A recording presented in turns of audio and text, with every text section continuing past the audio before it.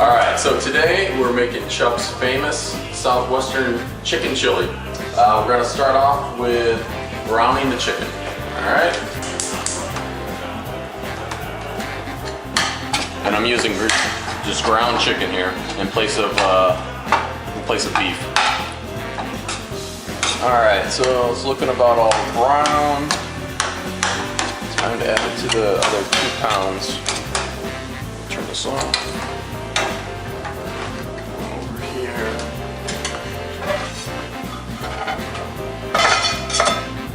Alright, so I've added the chicken, so now I'm going to add the spices. I like to put the spices in next so that it can kind of marinate the chicken a little bit while I'm getting everything else ready. So what I've done with this recipe is actually taken a beef chili recipe and just made it my own, but I still use the same measurements for the spices. So I'm going to go ahead and add the spices. First one we have here is a teaspoon of oregano. Spread it over. Ground cumin here.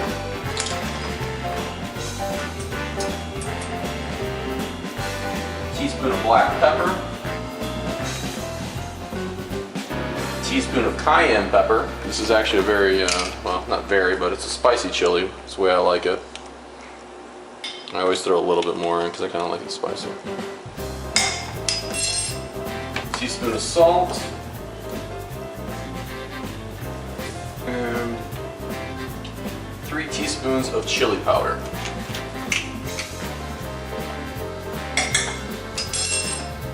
I also add, just for flavor, sprinkle in some crushed red pepper. Those are the spices. Alright, so now that I've added the spices, I actually want to stir this all up so it kind of gets on the meat, get that flavor going. Alright, so we got our spices in.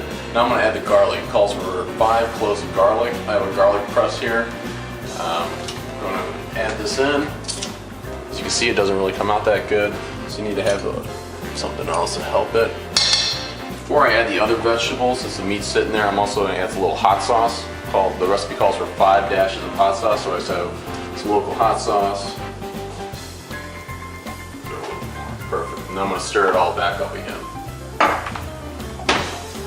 Alright, so added the garlic. Now I'm going to add the other vegetables. What we have here is 1 long red pepper, 3 serrano chili peppers, 1 green pepper, and 1 red pepper. They've all been cleaned.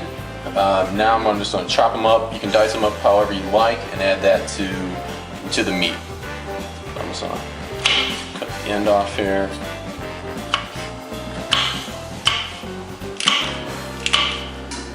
Put it right in there.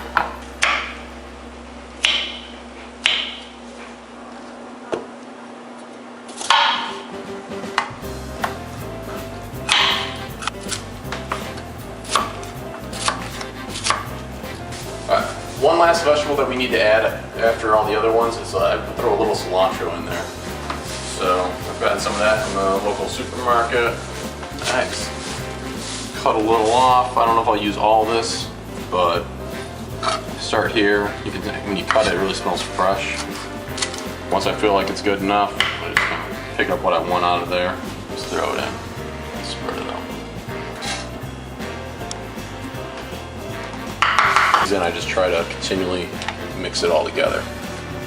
Now we got to get in tomatoes, beans, tomato paste, and chicken broth. So we're going to start with the chicken broth. So I'm just going to throw in most of it.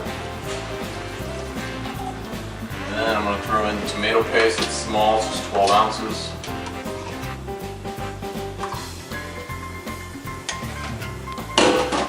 I have 2 types of beans.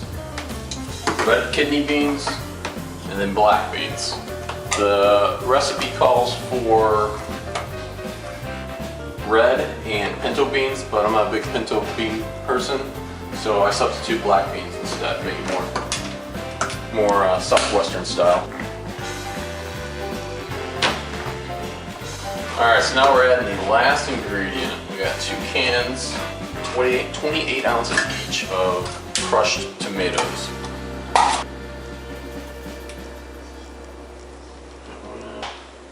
Now it's time to cook it.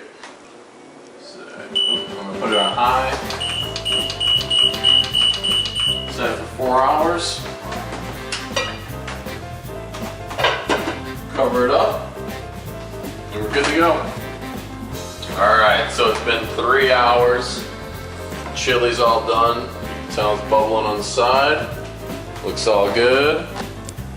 It's ready to eat.